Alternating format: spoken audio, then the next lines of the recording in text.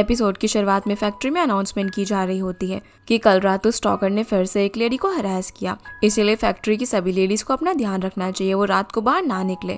तो इसके बाद बायलन सिक्योरिटी डिपार्टमेंट के हेड से मिलती है और उनसे पूछती है कि वो स्टॉकर कल रात वापस किस टाइम पर देखा गया था।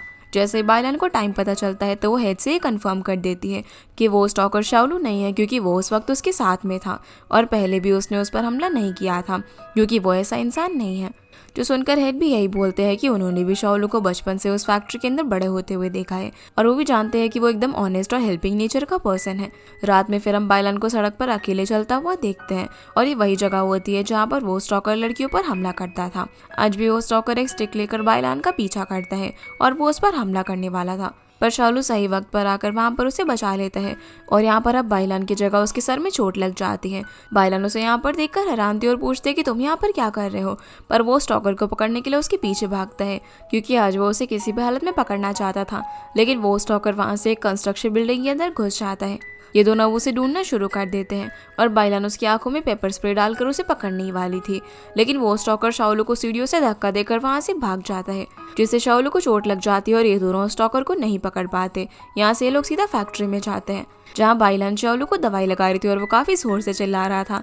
तो बायलन उसे शांत कराती और बोलती कि तुम्हें इतनी भी चोट नहीं है कि तुम इतना जोर से चिल्ला रहे हो, पर वो कहता है कि अरे नहीं मैं तो मजाक कर रहा था। और अब वो जैसे ही बैठता है तो उस बेचारे को बैठने में भी काफी दर्द हो रहा था, क्योंकि उसके बट पर चोट लगी थी और वहां से ब्लीडिंग हो रही थी, जो देखकर बायलन उसे अपनी पैंट उतारने के लिए बोलती है ताकि वो उसे दवाई लगा सके, लेकिन वो मना कर देता है और बोलता है कि वो अपना बट सिर्फ अपनी फ्यूचर वाइफ को दिखाएगा और किसी को नहीं।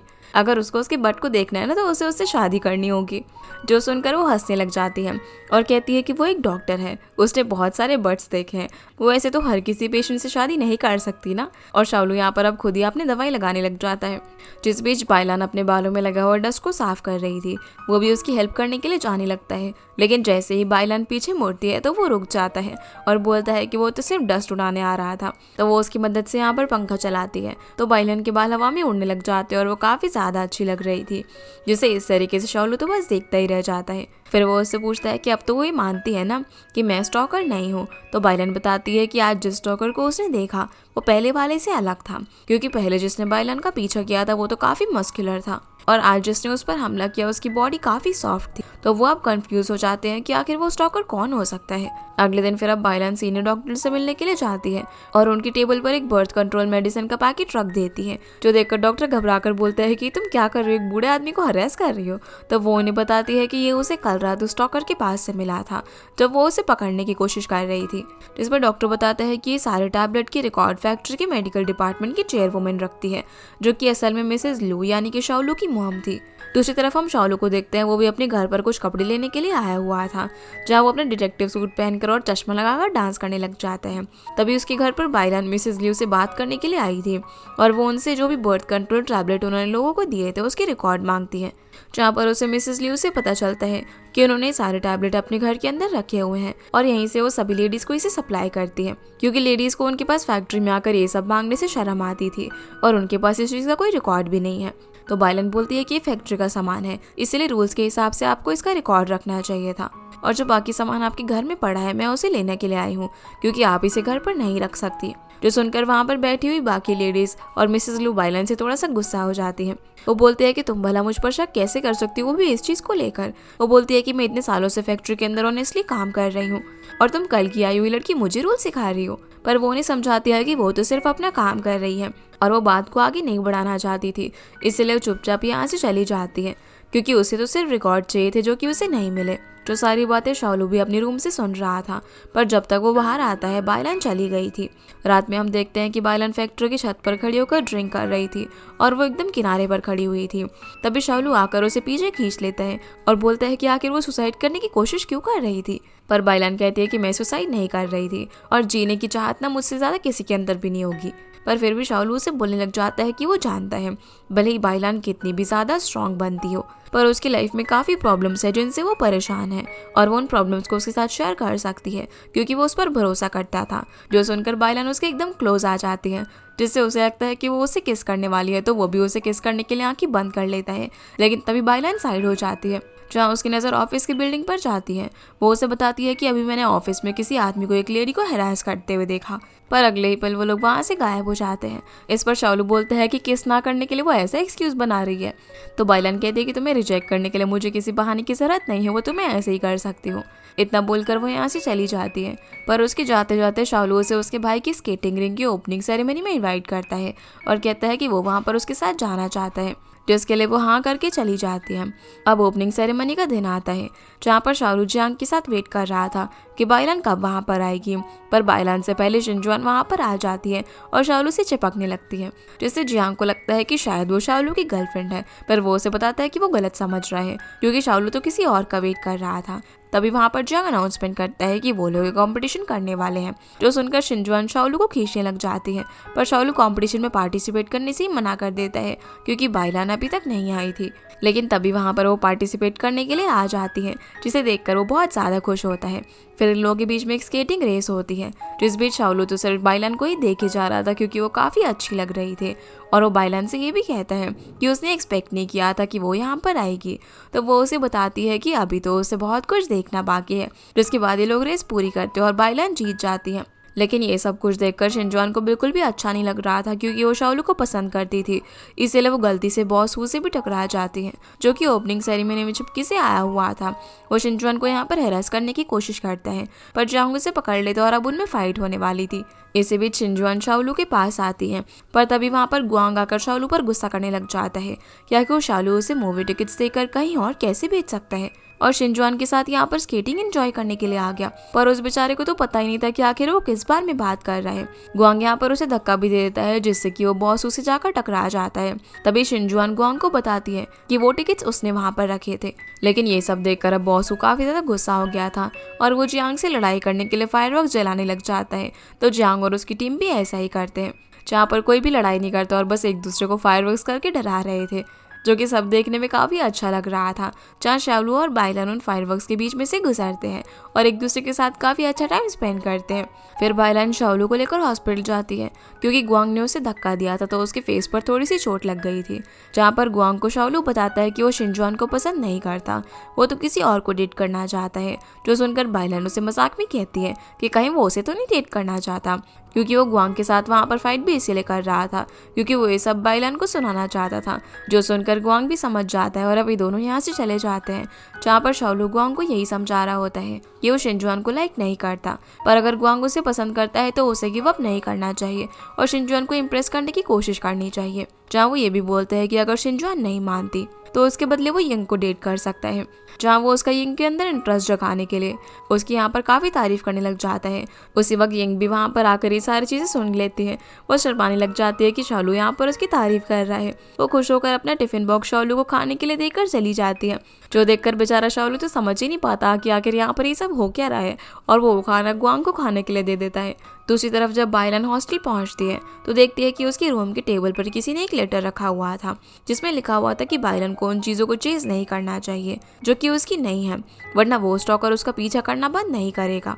अगली सुबह हम देखते हैं कि बहुत ही अच्छे से एकदम लड़कियों की तरह ड्रेसअप करके फैक्ट्री के अंदर आती है, जहाँ वो शाओलू और अपने डैड दोनों के लिए लंच लेकर आई हुई थी। जिसे इस तरीके से कपड़े पहने हुए देखकर सभी लोग हंसने लग जाते हैं क्योंकि वो हमेशा से एक लड़की की तरह ड्रेसअप करती थी और उन्हीं की तरह बिहेव करती थी। वो अब शाओलू के पास आकर उसे बहुत ही प्यार से लंच देती है। वो ये सब इसीलिए कर रही थी ताकि वो उसे इम्प्रेस कर सके, लेकिन उससे ज़्यादा देर ड्रामा हो नहीं पाता और यहाँ से फिर अपना स्कर्ट उठाकर लड़कों की तरह भागकर चली जाती है।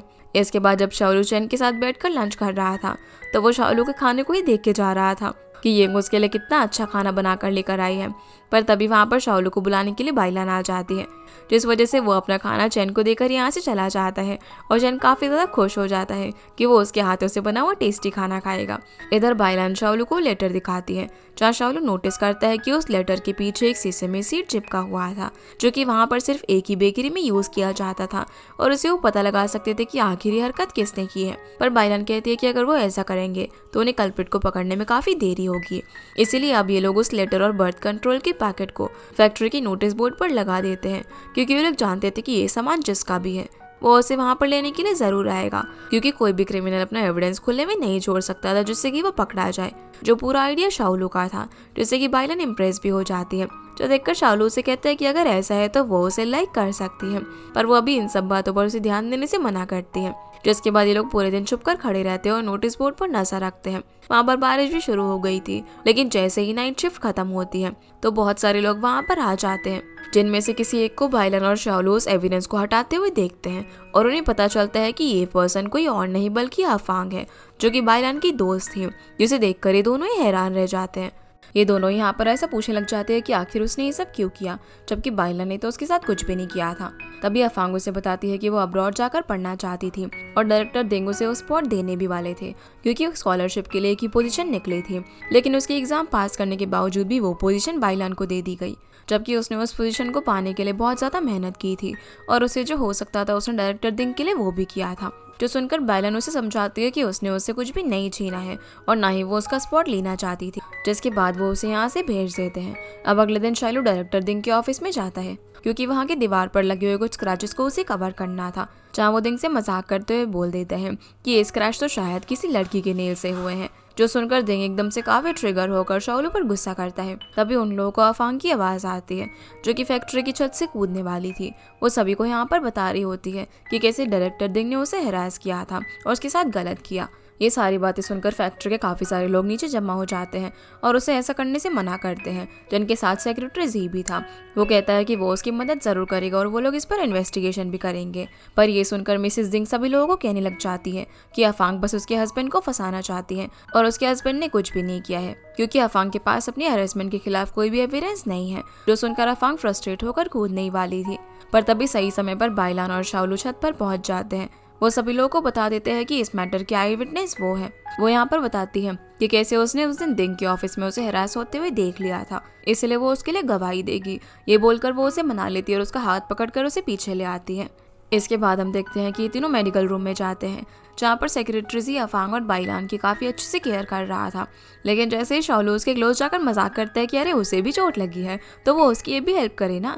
ये सुनकर सेक्रेटरी जी वहाँ से भाग जाता है और अफांग को अब हॉस्पिटल में एडमिट कर लिया जाता है, जहाँ शाओलू और बाइलान यही बात कर रहे थे कि पहले तो वो लोग काफ़ी सेल्फिश होकर उस स्टॉकर को साथ मिलकर पकड़ रहे थे, पर अब वो साथ मिलकर दूसरे पर्सन की मदद भी कर रहे हैं, इसीलिए वो दोनों एक जैसे हैं।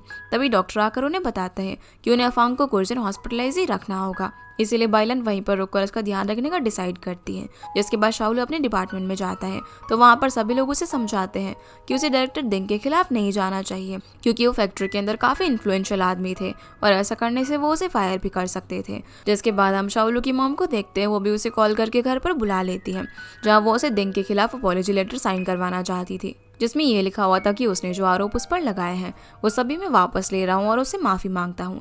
पर शाओलू इस बात के लिए बिल्कुल ही मना कर देता है। वो अपने मॉम डैड को भी यही समझाता है कि उन्होंने शाओलू को बचपन से सिखाया है कि वो हमेशा सच्चाई का साथ दे, तो भला अब वो लोग उसके साथ ऐसा क्यों कर रहे हैं। और अफांग जो भी बोल रही थी वो सच है, पर फिर भी उसकी मॉम उसका साथ नहीं देती और बोलती है कि अगर वो उसे फैक्ट्री से निकाल दिया गया तो उसे कहीं पर भी जॉब नहीं मिल पाएगी और वो फिर अपनी लाइफ कैसे स्पेंड करेगा। इसलिए उसे जितना जल्दी हो सके डायरेक्टर दिंग से माफ़ी मांग लेनी चाहिए। पर वो उनकी बात नहीं मानता और घर से चला जाता है। यहाँ से जाकर वो सीधा जियांग से मिलता है, जहाँ पर जियांग शाओलू को सपोर्ट कर रहा था, पर उसे भी शाओलू की चिंता थी कि कहीं उसे फैक्ट्री से फायर ना कर दिया जाए, वरना उसका क्या होगा।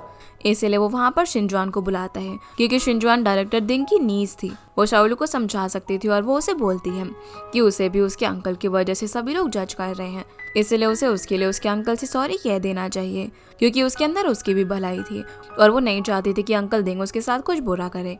ये सुनकर शाओलू उसे भी यही समझाता है कि वो उसे जज नहीं कर रहे, क्योंकि वो और उसके अंकल दोनों अलग अलग लोग हैं और सच में वो अफांग का साथ देना चाहता है, क्योंकि वो गलत नहीं है और वो अपना फैसला नहीं बदलेगा। ये बोलकर वो उठ के चला जाता है। दूसरी तरफ हम देखते हैं कि डायरेक्टर दिंग बहुत ज़्यादा गुस्से में होता है। तभी सेक्रेटरी जी उससे मिलने के लिए आता है, जहाँ दिंग उसे बताता है कि उसकी वाइफ ने उसे बहुत ज़्यादा मारा है, इसीलिए फिलहाल वो ग्लासेस पहनकर घूम रहा था ताकि कोई उसकी चोट को ना देख ले। जहाँ पर सेक्रेटरी बाई दिंग से बोलते हैं कि वो तो उसी की साइड है और उस दिन उसने उसने अफांग का साथ बस इसीलिए दिया था ताकि वो उसे कूदने से रोक सके। जहाँ वो ये भी बोलता है कि दिंग तो बहुत ही अच्छा इंसान है और अफांग ना शायद मेंटली इल है, इसीलिए वो ऐसे आरोप उस पर लगा रही है, जो आइडिया अब डायरेक्टर दिंग को भी पसंद आता है।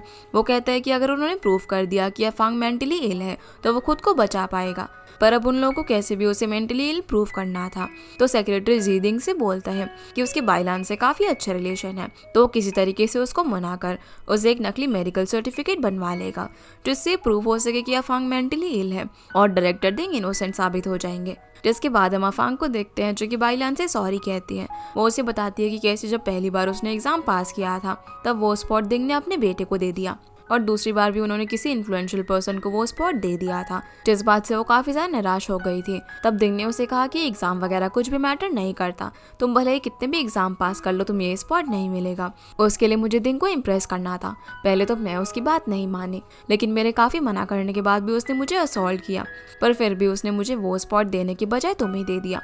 जो सब सुनकर बाइलान को उसके लिए काफी ज्यादा बुरा लगता है और वो यहाँ पर उसे माफ कर देती है। तभी वहाँ पर सेक्रेटरी जी आता है जो कि बाइलान को बाहर बात करने के लिए ले जाता है। वहाँ वो उसे इनडायरेक्टली बोलता है कि वो अफांग की मेंटल इलनेस का एक सर्टिफिकेट बना दे ताकि वो लोग अफांग को कंपनी से फायर होने से बचा सके। जहाँ वो ये भी बोलता है कि अगर बाइलान सर्टिफिकेट नहीं बनाएगी तो वो लोग उसे भी फायर कर सकते हैं, इसलिए वो यहाँ पर उसे इनडायरेक्टली फोर्स करता है, पर बाइलान उसकी नहीं सुनती। वो समझ चुकी थी कि ये लोग अफांग को मेंटली इल बताकर खुद बचना चाहते हैं।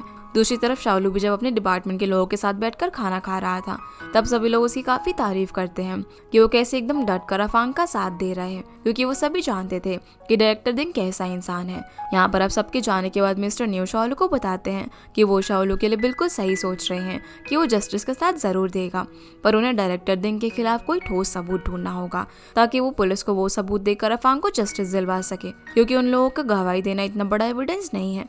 जहाँ पर यिंग भी बात कह रही होती है, उसे दिंग पर काफी ज्यादा गुस्सा आ रहा था। वो अपने डैड और शाओलू से कहती है कि अगर वो अफांग की जगह होती ना तो दिंग को एक चाकू से स्टैब कर देती।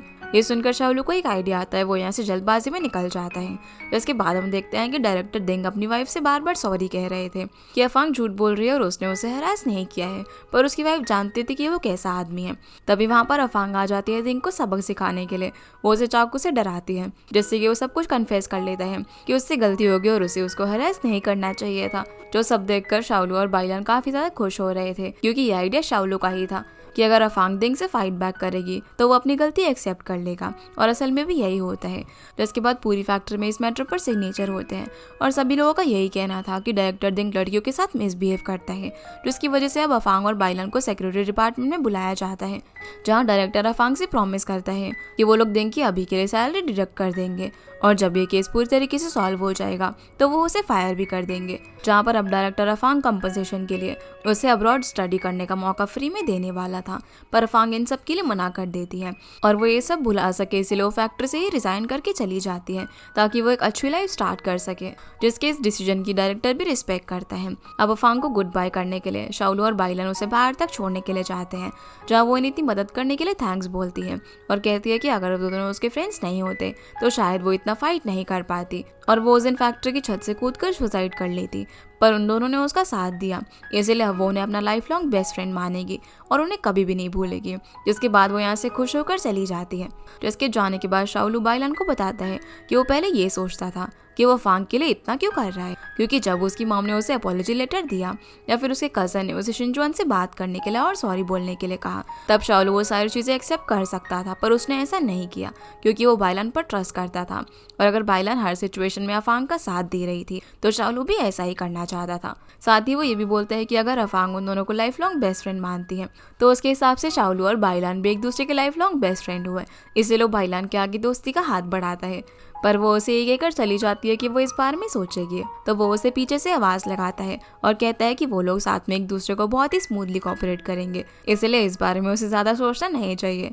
जो सुनकर दोनों स्माइल करने लग जाते हैं और इसी के साथ ही एपिसोड यहीं पर खत्म होता है। तो गाइस ये थी आज की वीडियो एंड आई होप आप लोगों को ये वीडियो पसंद आई होगी, तो इस वीडियो को लाइक कर चैनल को सब्सक्राइब जरूर कीजिएगा। आपसे फिर मिलते हैं इस ड्रामा के अगले एपिसोड में, तब तक के लिए गुड बाय।